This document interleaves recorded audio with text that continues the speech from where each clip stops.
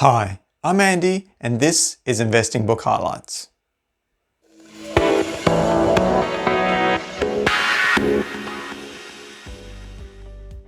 In this video, I'm going to take a break from discussing investing books and talk about podcasts. While reading is probably our main source of learning, we also need to stay current with the financial world, and podcasts are a great way of doing that. I'll leave links to the podcasts I mentioned below. If you already have enough podcast subscriptions, that's great. If you don't, maybe here's some to look at.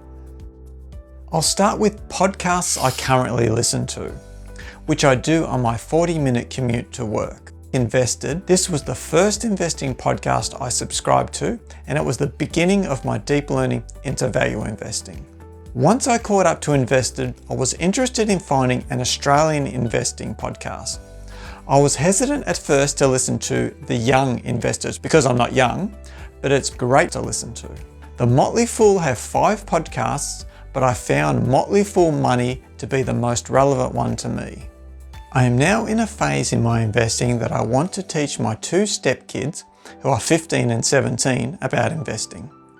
They are both heavy readers, but I also wanted an investing podcast option for them. I started listening to the Australian Finance podcast just last month, and as of this filming, I'm 20 episodes in of currently 100 episodes, and I'm very happy with the content so far.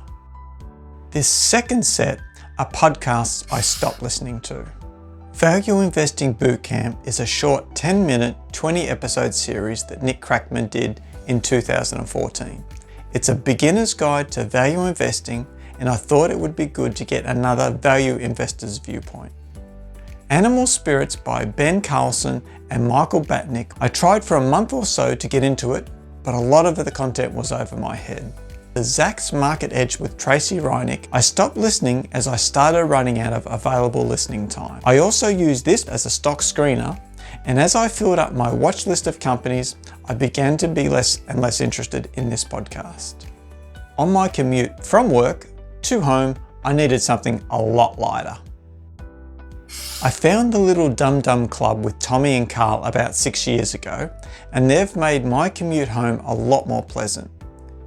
It took me about 3 years to catch up on their episodes as they started in 2010, but it was well worth it. It's a comedy podcast and there is a bit of language, so just be prepared for that. I think both Tommy and Carl regret calling it the Little Dum Dum Club, but the title aside, it's a great podcast. Finally, you've got to enjoy the podcasts you listen to. Investing is hard enough. We need to read, listen and watch investing content that not only teaches us, but keeps us involved, interested and keen to compound our knowledge more. To help build this channel, please click like and subscribe.